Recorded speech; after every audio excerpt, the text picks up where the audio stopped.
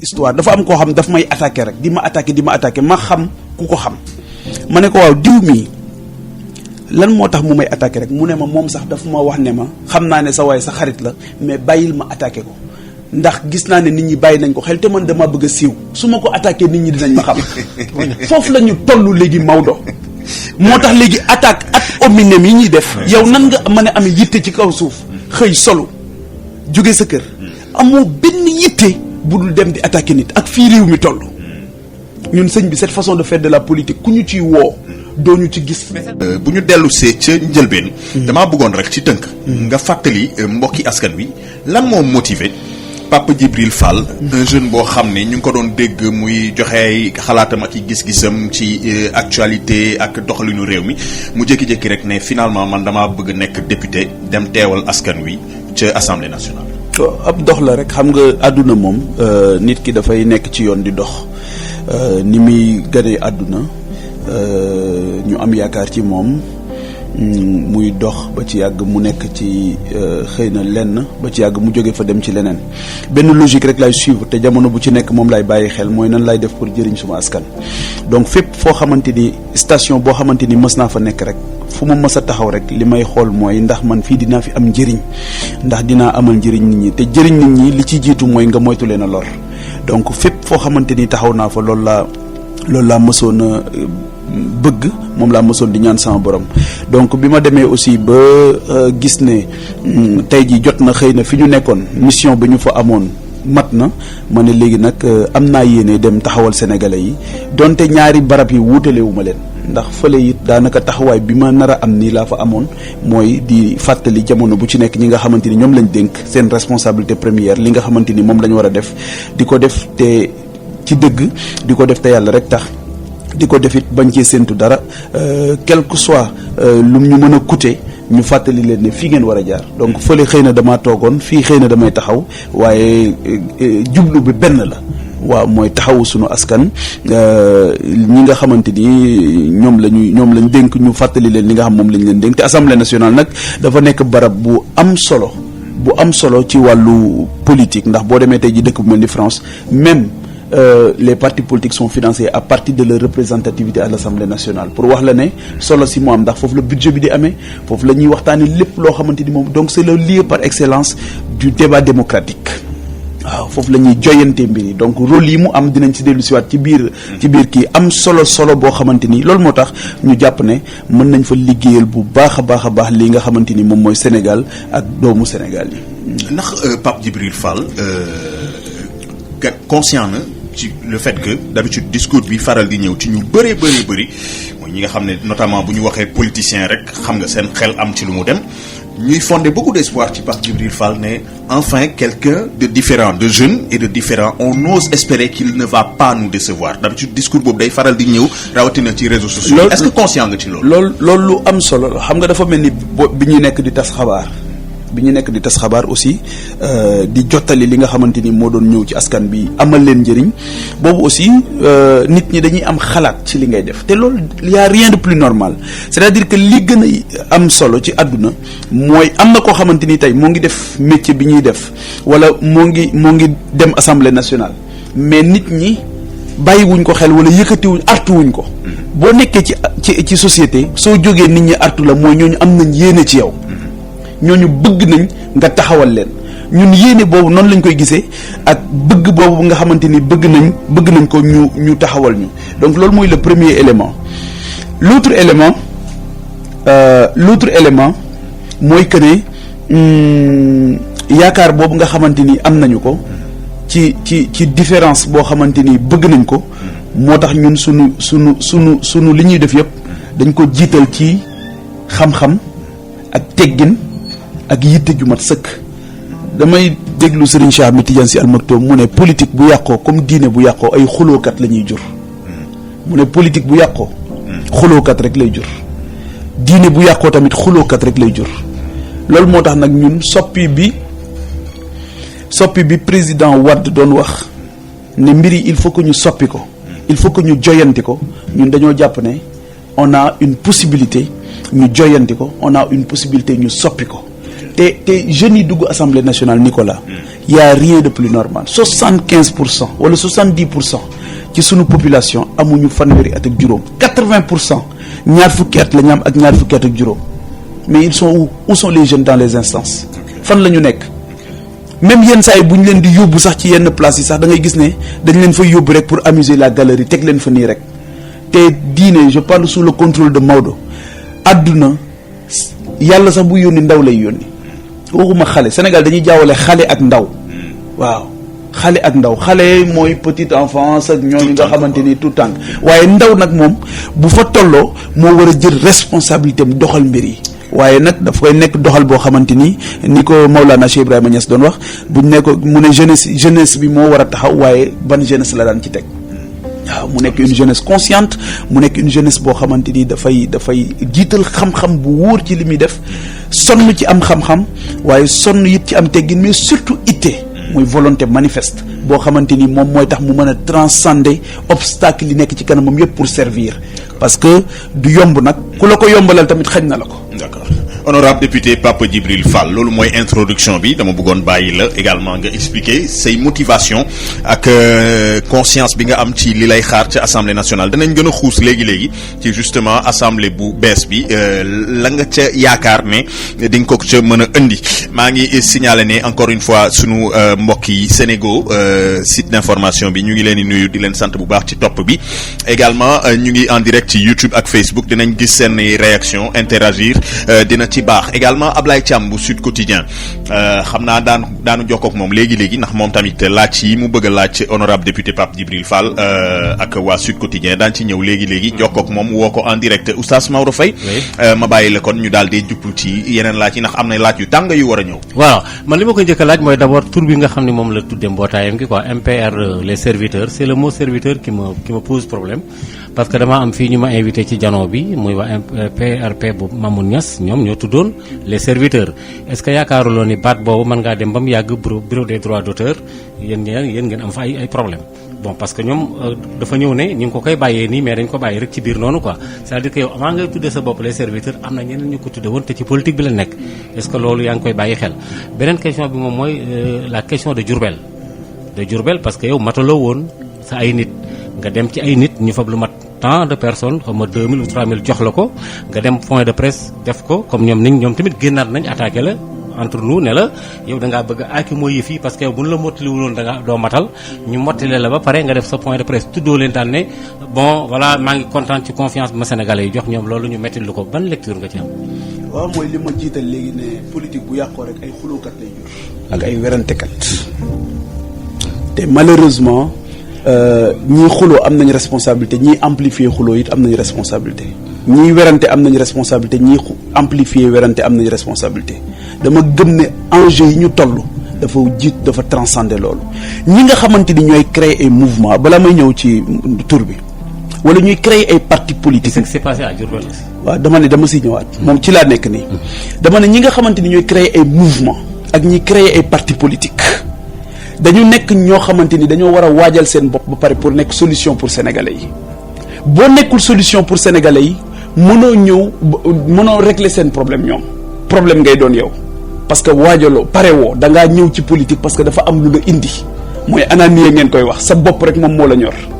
loolu moo tax lu yëngu yow sa bopp rek ngay sóor doo xalaat mukk intérêt général parce que xamuloo ko je parle de façon globale li nga xam moom la ñu observé ci espace politique bi ba nga xamante ni tey boo ñëwee ci démb rek maa ngi seetaan ñaari émission yu mag waaye ñaari émission yëpp da ngay gis ne le contenu en réalité c'était beaucoup plus les problèmes internes des partis wala des coalitions donc problème interne des partis ou bien des coalitions ñoom war nañ ko mën a lijjanti ci seen biir comme de grandes personnes. ça rime avec la politique. waaw bàyyil ba ma ñëw ban politique ñun Maodo bu fekkoon ne politique boobu daf ñu convenir kon du ñu dugg ci politique su mbir yi doxoon duñ ci dugg c'est parce que dañoo am loo xam dañ ko seetlu observation gis ne ñaaw na te rafetul te doxalin boobu baaxul léegi nag soo duggee dafa am ñoo xamante ni ci espace politique bi seen liggéey bi gën a mag soo duggee ci politique ak koo mën a doon dañuy fexe nga yem comme ñoom dañuy fexe ba dootoo wax ci santé dañuy fexe ba dootoo wax ci éducation dañuy fexe ba Maodo Faye li ko éducation di ñor yépp su ma ñëwee du ma ci laaj dañuy fexe ba moom dañ koy jox ay xuloo valise xuloo valise u werante pour mu ñëw teg ko ci au moment où des gens accouchent sur des nattes dans ce pays au moment où des gens cherchent des semences di wut jiwu bu ñu mën a bu ñu ko def yow doo ko laaj ci loolu lañ lay cantonné et c'est ce débat là loolu mooy l'uniformité de la médiocrité. Il faut qu'on en parle quand même parce que quand il y a il y a eu des problèmes. Mais j'en parle mais à ma manière. Naturellement. waaw j'en parle mais à ma manière donc loolu mooy le premier élément pour wax la ne dañoo am benn jafe-jafe ci espace public boo xamante ni suñu deful attention dinañuy nekk di régler les problèmes des mouvements et des partis di différer jamono bu ci nekk les problèmes du Sénégal et c'est ça qui se passe depuis 62 ans moo tax ñun dañ koy différencier ak li nga xamante ni moom mooy suñu jubluwaay moom moo ñu yëkkati muy taxawu askanu Sénégal loolu mooy le plus important donc pour revenir ci li nga wax ne bi ñuy jógee ñun ne dañuy dem ci élection yi le 22 avril dañoo def suñu déclaration ku ñu gis yow yaa ñëw seet si ñu waxtaan ak yow nga am yaakaar ci ñun bi ñu ñëwee ñu ànd suñu borom dogal li nga xamante ni moom moo ko soob bi ñu yëkkatee suñuy kàddu it dañu ne liggéey bii ñu doon def mosuñoo dañoo tàllaloon suñu loxo ni képp ku bokk ak ñun gis-gis na nga ñëw rejoindre ñu waaye ànd dafa jafe dafa laaj ay li ñu naan destin croisé défis et responsabilités quels sont les défis à relever quelles sont les responsabilités à assumer su ngeen àndee ñu lu ci bari ci biir ànd bi nga koy xam ci nit ñi ci biir ànd bi nga koy découvrir ci nit ñi waaye ni ko Mame Abdou doon waxee jikkoy sang bokk na ci ngay jëflante aussi ku la jikkoom soof kenn ku ci nekk nag am na koo xamante ni mëne na wuññi sutura ci espace public am na koo xamante ni mëne na wax lu dul dëgg ci espace public ndax politique am na koo xamante ni mën na sos wax loo xamante dafa am pour la petite histoire dafa am koo xam daf may attaqué rek di ma attaqué ma xam ku ko xam ma ne ko waaw diw mii lan moo tax mu may attaqué rek mu ne ma moom sax dafa ma wax ne ma xam naa ne sa waay sa xarit la mais bàyyil ma attaqué ko ndax gis naa ne nit ñi bàyyi nañ ko xel te man dama bëgg a siiw su ma ko attaqué nit ñi dinañ ma xam foofu la ñu toll léegi Maodo moo tax léegi attaque ad hominem yi ñuy def yow nan nga mën a amee yitte ci kaw suuf xëy solo jóge sa kër amoo benn yitte bu dul dem di attaquer nit ak fii réew mi toll ñun sëñ bi cette façon de faire de la politique ku ñu ciy woo doo ñu ci gis. mais c'est que le problème mooy ba léegi da ngaa répondre gul sama question. waaw moom laa la wax ñoom dañ laa dolli ay nit la ñu wax. dégg mais nga ñoo la mot li ba nga mën a dem ci élection yi. est-ce que mën nga ko tënk rek mais bi ñuy dem ci élection. oui dañu lancé ne dañu bëgg Sénégalais yi pare nañu. ñoom ñu gis ne ñun ak ñoom ñoo bokk idéal comme ni coalition yëpp def. kenn ku ci nekk ñëw la nga am nga indi ko. ñu boole ko suñu borom dogal ñu daal di dem ñu suñu parrainage mat. ñu bokk ci élection yi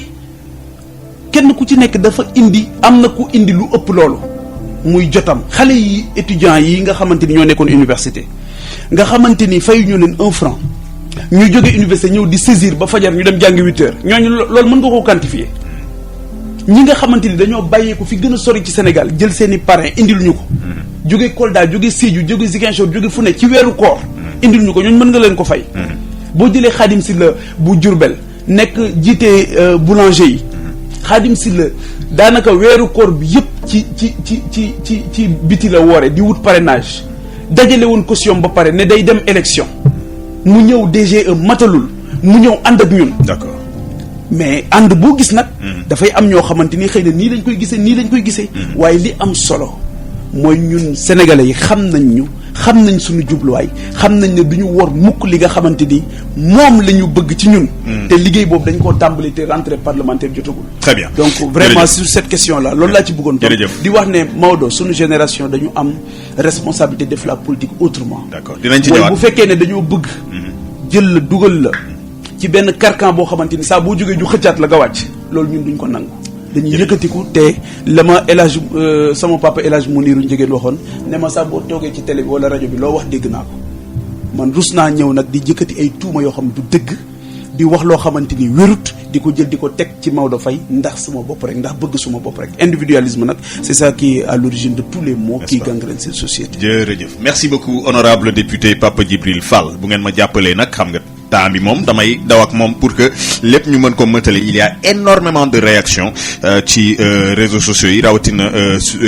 Facebook ak YouTube puisque ñu ngi fa en direct ngeen ñuy seetaan di ñu déglu jamono ji ak honorable député Pape Djibril Fall mi doon en exclusivité invité ndekki li tey ci suba si. dama bëgg a daw Sud Quotidien rapidement fekki Ablaye Thiam parce que moom itam rédacteur en chef bu Sud Quotidien am na laaj bu mu bëgg a laaj wala laaj bu mu bëgg a laaj monsieur Pape Djibril Fall kon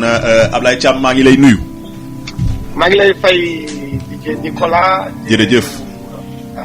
Alaaji Maodo Faye Oustaz Maodo Faye. di nuyu aussi l'honorable député Pape Djibril Fall. mais pour le moment man je préfère toujours garder notre confrère. parce que nous sommes très fiers quand même il faut le dire. autant yenn saa yi da ngay gis ay inspecteurs des impôts et domaines kontaan ci seen benn naataango bu amee réussite. autant da ngay gis magistrats yi aussi ñu def nu mel noonu. ñeneen ak ñeneen ñun journalistes yi rek ñay faral di gis suñu gisee suñu benn naataangoo mu am nu mu mel ñu def lu autoflagellation wala yenn saa ñuy génn di ko attaqué man nag defuma sax corporatisme mais yooyu tamit day il faut que mu yokk ñu tuuti fierté tuuti comme sànq bu mu tàmbalee wax na bi Babacar Touré suñu référence la ak yeneen journalistes yi jot a réussir ay Abdou Latif Coulibaly ay ñoom El Hadj Kassé ak ñeneen yëpp dañ leen war a doon jukkal bu baax parce que ñun tamit ci réew mi lañ bokk. amul benn corps de métier bu ëpp solo journalisme donc dañu war a fier ci moom Pape Djibril Fall bu weesoo loolu aussi comme day def politique aussi laaj na ñun tamit ñu garder suñu casquette journaliste ñu poser ko question comme par exemple l'excellente question que Maodo Faye posé ko léegi man réponse am ça ne m'a pas donné satisfaction ça m'a laissé sur ma faim parce que y a eu beaucoup d'accusations sur candidature am sur nu mu def ba réussir coup de force bu mu réussir maa ngi koy féliciter encore une fois parce que wax na ko léegi rapporté na ko 22 avril la def conférence de presse am lu en 3 mois mu réussir loo xam ne par exemple ci wàllum parrainage lu mucc ayib la amul lenn lu ñu recalé ci moom donc loolu jar na mu expliquer ñu ontu petit peu nan la def moom mu réussir foo xam ne ay ñoom Gakou ay ñoom Bougane ñoom ñëpp jéem nañu fa réussir mënuñu fa réussir yeneen yi aussi comme par exemple secrétaire général NPR question boobu laa jeexale gis naa mu yëkkati ay tuuma takk ci ndodam ne ko par exemple bu mu joxee moom moo joxee caution 15 millions bi waaye bu mu ko joxee ba pare jour boobu la gëj a dégg la gëj a gis Pape Djibril Fall donc Amsatou Sow Sidibé gis nga mu wax lu mel noonu bokkul ak kii Maodo wax léegi ak ñeneen yooyu tamit nag wax dëgg yàlla bu amee laaj na yenn saa yi boo toogee nit ñi nga expliquer leen comme ça léegi nga dind tuuma boobu yëpp ñu mun a comprendre surtout opinion bi mun a comprendre. mais c'est parfait. honorable dégg nga laaj yi nga xam ne Ablaye Thiam bu Sud Quotidien laaj na ko. alors di ko gërëm bu baax Abdoulaye di revenir rek sur li mu wax ne li tax nga am parrainage diw amu ko pour man aussi depuis longtemps nit ñi gëmatuñu ndawu Sénégal gëmatuñu leen gëmatuñu seen prouesse gëmatuñu ne mën nañoo def dara Abdoulaye Thiam li ma koy wax mooy man xëyuma le 22 avril rek ndekki ba pare naan sama café rek dem ci télé bi conférence de presse ne dama bëgg a nekk député ñi ma doon suivre yëpp xam nañ ne réew mi fu ma ci demul amul j'ai fait le tour du pays bu weesoo sama liggéey bi ma daan def télévision j'étais invité partout chance boobu laa amoon j'étais dans les collèges j'étais dans les universités maa ngi woon ci fu nekk lañ ma doon invité ci domaine bu ci nekk may partager suma xalaat ak askanu Sénégal barab yi ma demul bariwul donc ñi ma doon dajeel bari nañ ñi ma xamoon tamit sunu borom dogaloon na bari nañ ñi amoon yéene ngir ñu bokk ci élection yi tamit bari woon nañ donc bi ñuy jóg déjà amoon nañ benn machine boo xamante ni jàppoon nañ ne lu mu métti mbir mi nekk ci sunu kanam métti na waaye mënuñoo téye ndax boobu yéene bi ñu am pour taxawal Sénégal réyoon na trop liggéey bii nag muy liggéeyu parrainage muy liggéeyu élection pour man li ci jiitu mooy nga am yitte ju mat sëkk mën nga am xaalis te doo ko am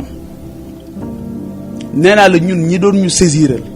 am na ci ñoo xamante ni sëñ bi dañ daan fanaanee saisir ba fajar di ko def ak xol ak yéene bu fajar jotee ñu dem jàngi ñii dem liggéeyi am na ci ñoo xamante ni xam naa leen bi ñuy jëm ci campagne électorale bi dañoo jël sax congé pour mën ñu gunge ci campagne électorale bi xam naa ci ñoo xamante ni daj nañ ci loo xamante ni jéggi na dayo donc pour wax ne parrainage bi liggéey bu mucc ayib mais dañoo dajeek aussi yeneen sénégalais yoo xamante ni dañu amoon yéene je parle des artisans du Sénégal le mouvement des artisans et alliés du Sénégal mais ñoom dañu waajaloon wuti seen i parrainage wut seen caution ne dañuy bokk. donc ak ñeneen ñoo xamante ni tudd naa léegi Khadim Sylla dem na ba déposer. parrainage am. yoroon caution te matalul parrain mu ñëw pour ñu ànd. ak ñeneen waa MPR yi nga wax ni tamit loolu tamit moom moo leen daloon. ñoom ñoo ñëw seet si ñu. ñu daje ak ñoom ñoo ñëw gis ñu ne dañoo bëgg ànd ak ñun xamuñu leen woon ñoom ñoo ñëw seet si ñu. donc encore une fois li ma bëgg a wax mooy am na ci loo xamante ni man terrain boo xam du ma si dem li ma mën a wax mooy tooñuñu kenn dara lii loolu Abdoulaye wax ne bi ñu yëkkatee caution bi xam nga caution bi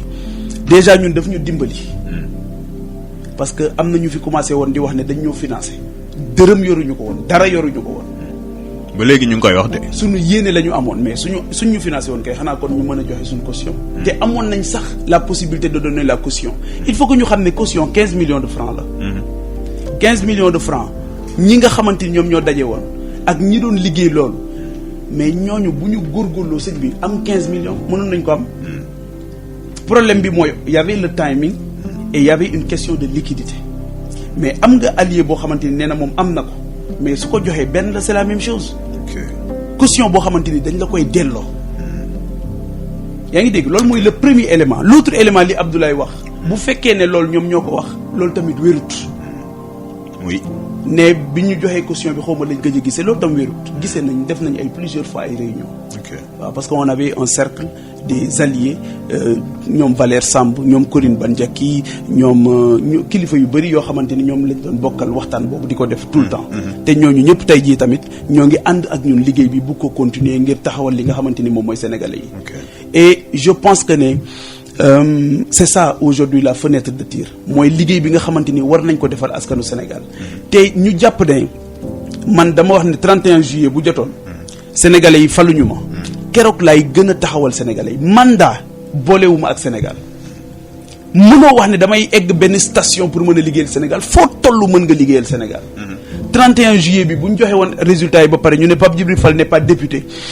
damay dem wutiwaat waar woo xamante ni ci biir tool bi foofu laay dem gën a représenter waat Sénégal liggéeyal ko. waaw mais ay querelle de borne fontaine ay yoo xamante ni c'est des gamineries yoo xamante ni tey askanu Sénégal lii moo tax ñu jëppi Sénégalais est-ce que xam nga ne 4 millions de Sénégalais voté jiwuñ ci élection bi. parce que divorce bi nga xamante ni gis nañ ko entre éthique ak politique loolu moo tax ñu suur léegi politique bu Sénégal. mooy ñi nga xam ne ñëpp mooy yoo xamante ni ay ponkal yoo xamante ni nekk nañ dans une dynamique mu nekk parti wala mu nekk mouvement. mais il faut qu'on arrête avec le tribunal médiatique. parce que bu fekkee ne da nga am pièce à conviction contre Maodo Faye mais xam nga fi ñu koy yóbbu. donc loolu dañ koy war a dimbali Sénégalais yi les Sénégalais n'en veulent plus. Sénégalais yi li ñu bëgg mooy ku leen génn ci jafe-jafe yi ku wax ay solution ku leen taxawaay boo xamante ni li ngay wax doo ci sóor sa poos doo ci sóor sa bopp doo ci bëgg a lijjanti sa bopp léegi nag lijjanti bi ñuy lijjanti suñu bopp. ci biir soxlay Sénégalais yi loolu moo yàq mbir mi. parce que kenn ku ci nekk sooy wax yaa ngi ciy fay bor wala nga ciy leble. wala ñu jëfandikoo la utiliser la pour nga wax nit wala nga yàq nit wax ko loo xamante ni dara du ci dëgg. waaw et je pense que ne loolu c'est à éviter et que aujourd'hui nit ku ci nekk war nga xool le message que tu renvoies. bu ma lay dégg honorable nga baal ma bu ma lay dégg dafay mel ni mots yi nga xam ne mooy circuler lu bëri jamono ji di les mots traître. mensonge. du dëgg et cetera. yooyu dafa doon mots yoo xam ne qualificatif yoo xam ne yow mënoo ko encaisser mënoo ko nangu. dafa am xeetu jëfin boo xamante ni man dama koy seexlu parce que mosuma ko bëgg xam nga bi ñu jógee dañ ne sunu yëf dañ koy teg ci xam-xam ak teggin ak yitte waaw xam fi ñu yaree xam fi ñu jógee sëriñ bi ñun li ñu muñ ba agsi fii moo gën a métti fuuf li ñu seexlu ba agsi fii moo gën a métti fuuf am na loo xamante ni xam nañ yoon wi ko gars yi di lijjantee waaye dañ ko mës a seexlu ñi xam ni Sénégal di doxee xam nga Kéba Mbaye day wax ne ñëpp a gëmm ñëpp a tëdd waaye kenn nelawut Sénégal mu ne ñëpp a tëdd waaye kenn nelawut ku ci nekk li nga nekk xam nañ ko ku ci nekk li nga nekk xam nañ ko am na ci loo xam rus nañ ko ndax yarewuñ ñu ko xamuñu ko te te bëgguñu ko buñ ñu ko doon jox sax duñu ko jël dañ koy dem liggéeyal ko suñu bopp waaw te loolu dañ ciy sant bu baax suñuy wayjur am na ci loo xamante ni suñ ko bëggoon mënuñu ko te Sénégal bi ñu bëgg a liggéeyal sëriñ bi dañ ko bëgg a liggéeyal ci sell dañ ko bëgg a liggéeyal ci dëgg dañ ko bëgg a liggéeyal ci itti ju mat sëkk loolu nag ñii nga xamante ni saa boo jógee ñu ne ñu nag moom a yem am na ci ñoo xamante ni ci Sénégal saa boo jógee seen liggéey bi gën a mag mooy fexe ba yemale la ak ñoom waaye bu ñëpp yemee am ñu gedd seen cër. n'est-ce pas. waaw il y a deux logiques qui s'affrontent dans l'espace public. Il y a la logique de la prédation et la logique de la construction. Les prédateurs on les connaît on les reconnaît les constructeurs ñi nga xam dañoo jóg pour defar yàquñu yàqewuñu ñun dey ku ci nekk la nga am ngay joxe. waaye man mii de Fall. du ma yëkkati mukk safaan bu neexee suñu borom di ko teg ci nit dans le seul but yàq ko wala Maodo bu ko fonkoon dootu ko fonk loolu du ma ko def mukk. te waxoon naa le 22 avril ne. li leen yàq jaral. lu leen yàq jaral. defar dinañu ko jaral. am na solo kon loolu leer na 11h35 ndekki li émission nandite yi émission ba ngeen taamu mooy dalal tey en exclusivité honorable député Pape Djibril Fall dellu sant bu baax ak gërëm sunu ay partenaires médias Sud Quotidien yéenekaay bu mag bi ak Sénégo mi nga xam ne ci wàllu actualité ci internet bi mu ngi ci def liggéey bu am solo oustaz Maodo Faye laata ma laa jox peut-être Pape Djibril mu ngi souligner tiir yi di jógee fu ne d'habitude parce que bërki démb bi may seetaan defe naa gis naa ay boy ay jeunes yu ko interpellé par rapport ak sa prise de position qui est neutre noonu lañ ko dippee ca assemblée ga mu war a dem mais ñu bëri comprendre ñu neutralité boobee Papa Djibril Fall bëgg kii ñii naan lu tax demoo fekk ji coalition opposition bi majoritaire ñi leen naan lu tax demoo fekk ji coalition pouvoir bi et cetera donc mu doon coow loo xam ne fu ne lay jógee est-ce que yaakaaroon ne benn quelque part c'est cette manque de prise de position boobu moo ko indil lii yëpp. non xëy na sax paaka kenn du ko jiitu ci mbaram loolu mbiru boppam la dana ci mën a tontu léegi mais man dafa am yu bari yu ma ko bëgg a laaj quoi parce que man d'accord maa ngi moom ci ni mu waxee parce que mosuma dégg homme politique bu nekk Sénégal bu waxul li mu wax un discours négatif d'un leader politique dans ce pays mosuma ko dégg koo dégg def naan la lu baax la ñu bëgg dañuy samp réew mi nangam ak nangam après nag xëy na ca finalité ba dañ koy mën a attee mais ku ñoom ñëpp loolu ñoo bokk li ñuy wax moom mi li muy wax dégg nañ ko ba tey buur nay nopp. c'est du déjà entendu. c'est du déjà entendu. D'accord. maintenant léegi nag li des moom mooy fa mu jëm ak la mu jëm parce que en politique nous sommes au Sénégal c'est vrai que d'accord naa ak moom fenn fi mu wax ne tribunal médiatique xas ay nit loolu d'accord naa ci ak moom mais politique bi nga xamee ne depuis Lamine Gueye ñoom Mamadou Dia Aïssa ba fi ñu toll nii Sénégal tu reçois des coups et tu en donnes pardon da ngay jot ay coups di ci joxe waxuma ne coups yoo xam ne xëy na ay insanité di saagaak yu demee noonu mais politique boo ci duggee il faut nga amu fit ne da nga recevoir da nga joxe mais su fekkee ne léegi da nga ne bon man li ma bëgg mooy lu baax naa nga mag na mais ñëpp lu baax lañ bëgg mais dafa am terrain boo xam ne bii na ma ko yàlla baal te baalati ma ko dafa am lu ñuy wax naan koogu saytaane daf caa nandal ay yu bëree bëri mooy politique boo ci xasee ba dugg ak noo mën a mel fit da nga ko am comme ni nga ko yaakaar naa ne yàlla jox na la ko mais tamit il faut nga nangu ne lii parce que dafa yomb lool Ablaye Thiam laaj la nga ni bon man en tout cas loolu man xam naa ne du dëgg mais kenn mën naa wax ne non mais Pape Djibi li nga wax ni man lii ak lii ak lii ak lii parce que ñooñu tam fokk ñu bàyyi waale leen xel parce que am na ñenn ñoo xam ne dañoo nekk à côté parce que am na ñu lay taxé lu bare sa financement yi léegi leeral nga ko y a aucun problème ba léegi nii nit ñi ngi wax ne am na ñoo xam ni nekk nañ derrière sa ginnaaw pour pousse la am na sax lu ma fi doon dégg ñu ne xaw nga jege tuuti Macky Sall loolu wóoruma mais déggin la comme ni ko ni ñëpp di waxee mais nga xam ne politique boo ci duggee li nga wax rafet na trop lu baax laay jot lu ki lay kii waaye nag itam il faut tamit nga nangu ne mbir mi tamit parfois mu def nii Maodo oui Maodo da ngay def ay insinuations dangereuses. non pas du tout. et c'est da ngay def ay insinuations dangereuses. c'est-à-dire yow amoo responsabilité boobu. non parce mais que non déglu da nga may déglu yow itam encaissé yow tamit. waaw d'accord loolu nangu naa loolu démocratiquement nangu naa loolu. da ngay def ay insinuations dangereuses te li ma la wax léegi ci njëlbeen bi man dama bëgg ñu waxtaane Sénégal ak sénégalais yi loolu lu ma ñor la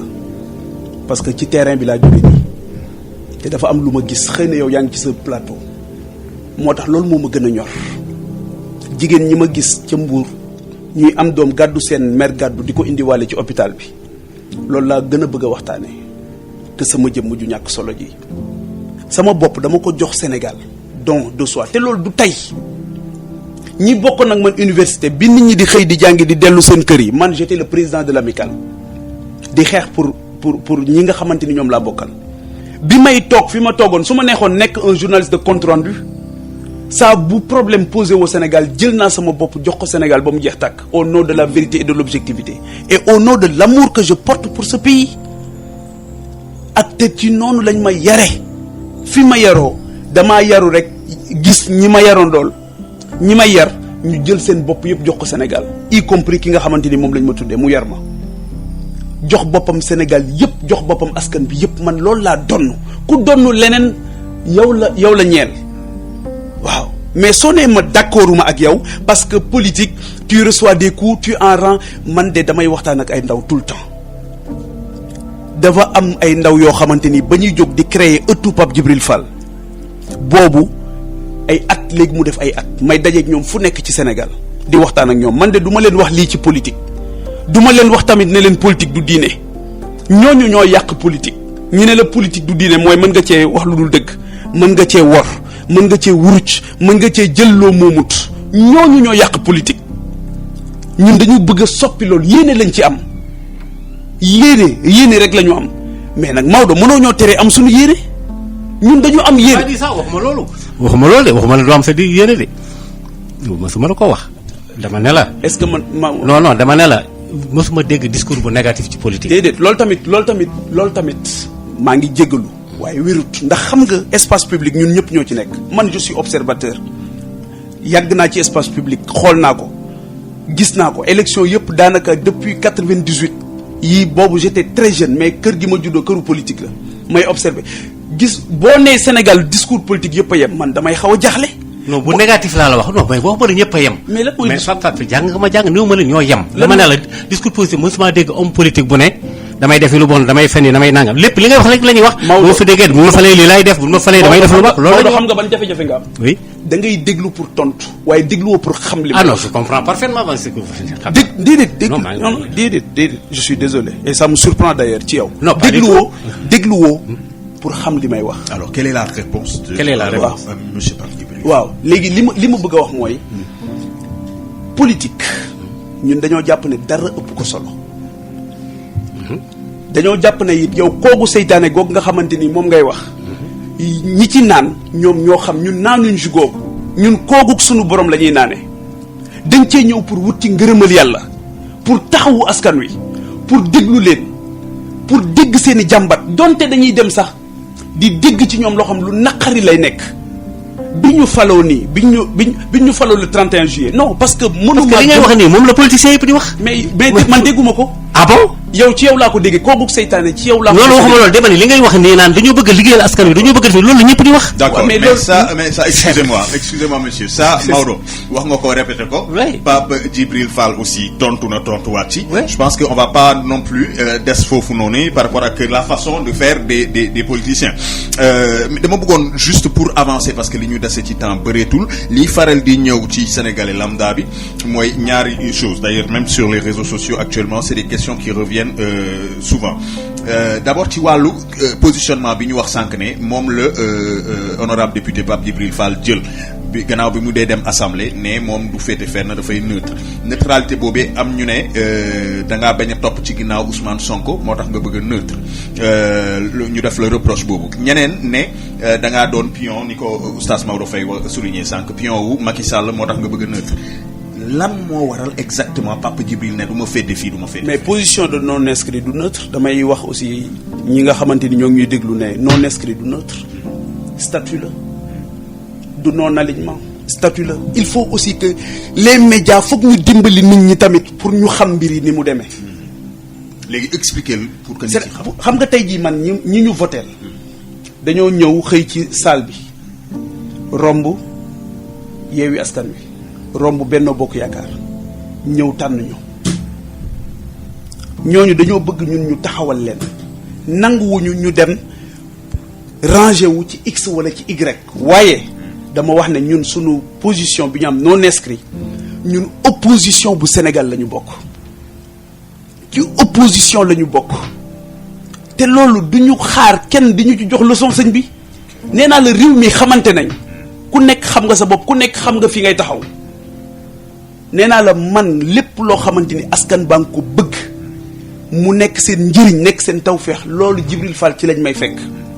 te loolu laa mës a doxee noonu laa mës a doxal sama doxalin yëpp noonu la mës a mel. Donc et je suis du côté du peuple sénégalais et la position bi man nga xamante ni moom la am Assemblée nationale mooy statut non inscrit boobu mooy défendre intérêt général boo xamante ni ci xam-xam lañ koy teg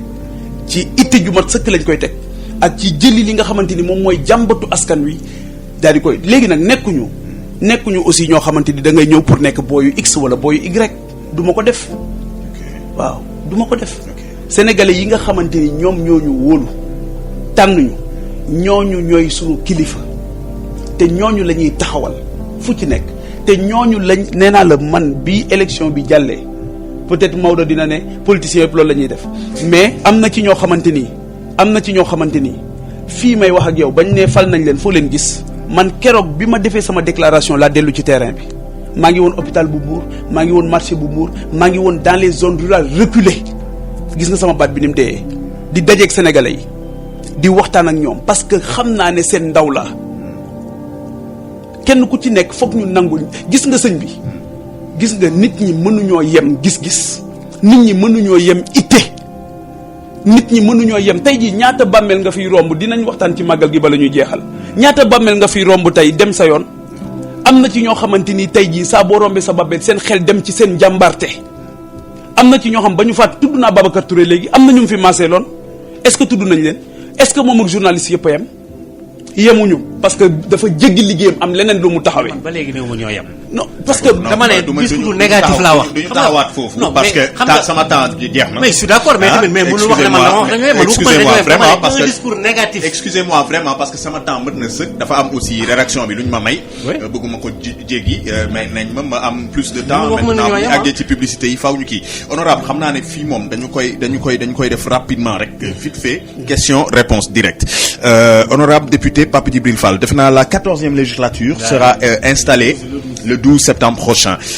lan mooy les priorités de l'honorable député Pape Djibril Fall une fois à l'Assemblée nationale. L'autre question il y a aussi la question du nouveau gouvernement qui va arriver avec nomination au premier ministre bu bees. Est-ce qu'on peut s'attendre à ce que Pape Djibril Fall bu ñu ko solliciter ci gouvernement bu bees bi mu dem ca. du ma bokk ci gouvernement. ok bu président Macky Sall. doo bokk ci gouvernement bu président Macky Sall. du ma si bokk. ok leer na bokkuma ci. askan bi lim ma yebal xam naa ko li ma leen war a liggéeyal tamit xam naa ko leer na ci suma bopp. ok sama priorité mooy ndaw ñi dundalaat seen yaakaar wax ak ñoom fu ñu mën a nekk ci Sénégal dinaa leen fa fekk dinaa wax ak ñoom pare naa pour dékku seen kaddu yu neex pare naa it pour dékku seen kaddu yu naqari ndax comprendre naa seen frustration xam naa seen njàqari fi mu toll ndax dafa métti nga toll ci dog bu mu gàcce te mënoo ko waaw dafa toll ci tabaski jot mënoo am sa xar moo rey 40 ans nga continuer nekk sa kër papa ñu lay yóbbaale bu sa papa di rey xar nga teg sa loxo ci ginnaawam yaa ngi dégg dañu sonn coono boobu noonu la comprendre donc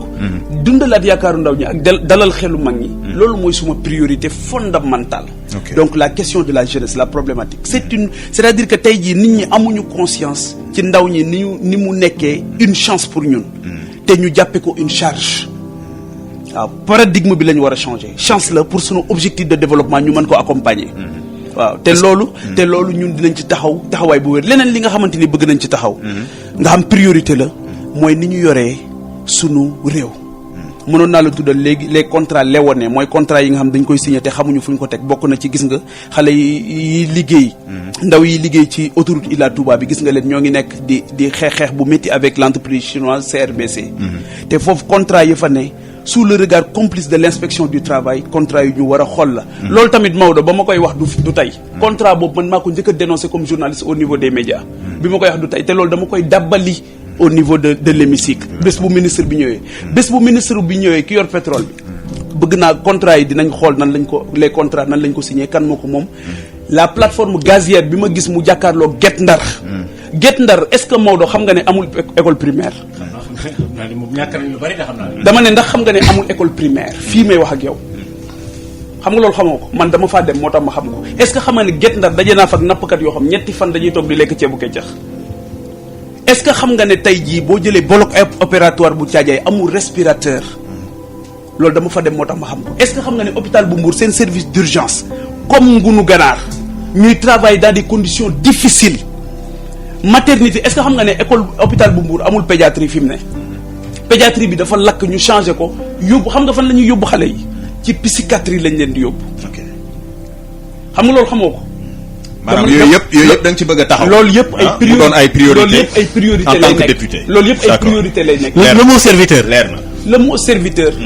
mooy ku jóg ngir jëriñ askanam. non avec beneen parti bi quoi. bu Mamadou Niass. non loolu nag dépassé nañ. waaw loolu il n'a pas répondu. non mais peut-être dina am beneen occasion répondre. ngeen baal ma rek jéggal ma nag. parce que waaw honorable nga may ma quelques secondes da nga tudd hôpitaux yi justement Sud Quotidien ci yéen kaay tey bi def na jàngat bu am solo muy radioscopie d'un grand corps malade muy hôpitaux yëpp yi nga xam ne ñooy Dakar Ziguinchor Sédhiou Saint-Louis Youssou Margane bu Rufisque et cetera ñu def ci dossier bu am solo dama bëggoon profiter ci occasion bi fàttali mbokki lecteurs yi ne da ngeen ci jàng lu bëri ci jafe-jafe hôpitaux yi ci Sénégal honorable xam naa ne li ñu bëgg a wax yëpp duñ ko mën a wax te xibaar yi ngi ñu samay publicité danoo bëri dama bëggoon rek ñu tënk ko rapidement peut-être boo amee kàddu boo xam ne da nga koy yóbbante mbokki askan wi gannaaw bi nga xamee ni itam bu ñu fàtte ne aussi dañu laa fal muy lu bees loo xam ne ni ma ko waxee sànq ñu bëri dañoo am espoir ci yow ne on espère que changement dina am enfin au niveau de visage yi ñuy faral di gis. jërëjëf Nicolas yaakaar boobu yàlla na ko suñu borom dëggal. amiin. c'est-à-dire que il faut que ñu génn il faut être nous sommes je suis un optimiste de la volonté c'est-à-dire que nekkuma koo xamante ni damay dugal ci xelu sénégalais et onde négative Sénégal réew mu màgg la Sénégal réew mu rëy la Sénégal réew mu am solo la ay jàmbaar ñoo ko dëkkee. te jamono bu ci nekk suñu borom sax day yónni yónnant ba mu dem mbiram di xaw a kii mu yónni waat keneen donc il faut pas désespérer waaw man désespéré wu ma ci jëmm yi ma gis ñu dugg ci assemblée nationale bu bees bi. gis naa ci ñoo xamante ni am naa yaakaar ci ñoom ne dinañ taxawal Sénégal taxawaay bu mucc ayib. waaw te ñun ñoo ngi ñaan suñu borom suñu pas-pas boobu mu sàmmal ñu ko ba ñu taxawal Sénégal taxawaay bu mucc ayib. donc ñun dinañ ko def bu mucc ayib ndax ay borom xam-xam lañ ciy àndal gëstu lañ ciy def taxawaay bu am solo lañ ciy def donc leneen li nga xamante ni bëgg naa ko wax te ma jeexale ko. mooy que ne il faut que ñu bàyyiwaat xel askan bi surtout sur le plan sanitaire. li ma ci gis daf ma traumatisé. daje naa ak benn sage-femme hôpital bu Mbour mu ne ma tey accouché naa 20 femmes déficit personnel. 20 femmes la accouché mu ne ma gis nga ni ñu mel daanaka màgget nañ te suñu heure jotagul. waaw donc loolu lu mat a wax la lu mat a waxtaane la. waaw te leneen li it mooy. di nuyu aussi sunu mbokk yëpp muy waa Caajaay bu baax a baax. waa Sessène bu baax waa Sandiara waa Kër Yirim Fall di leen nuyu di leen gërëm di leen sant di wax nag aussi ñu waajal màggal gi. n'est-ce pas waaw ñu waajal màggal gi ndax bi Covid bi ñëwee Serigne Mountakha ne nañu màggal. acte boobu moo relancé woon l'économie du Sénégal. li ma mënul comprendre nag mooy fanweeri at rek daanaka man lu mu gàtt gàtt fekkee naa fanweeri màggal waaye mënoo muusa ko muccat ba màggal bu jotee ñaar fukki fan yi ci yi tax mu jot yi maanaam yi nekk si diggante bi. dinañ ne soble bi yokku nañ ko. dinañ ne pombiteer bi yokku na dinañ ne ndox amul jamonoy nawet la ñu nekk mbënd mi di ñu sonal donc pour man aussi il faut régler définitivement les problèmes. Touba c'est la deuxième grande agglomération en termes démographiques. donc te tey jii boo fa demee le déficit infrastructurel dafa rëy. donc tey ki nga xamante ni moo ñu liggéey boobu. poser actes yu rëy yooyu digganteem ak boromam. défendre li nga xamante ni moom mooy patriotisme ak citoyenneté. mérité na tey jii ñu jox ko toute la considération et le respect nécessaire. te loolu daf ci commencé ñi nga xamante ni ñooy dem ci bés boobu. di sàkku ji leer. di dem pour wut ngërëmal yàlla ak màggal sunu borom subhaanahu wa taala. santale ko yàlla aussi ñooñu mérité nañ nekk dans des conditions optimales. jërëjëfati honorable question réponse 2024 candidat pas candidat. li may ñaan fi mu ne mooy mission bi ma askan bi dénk yàlla nañ ko réussir yàlla nañ ci def lu mucc ayib bu 2024 jotee ñu waxtaanee ko. mu ngi sa xal. servir Sénégal rek laa bëgg. kon baax na jërëjëfati honorable député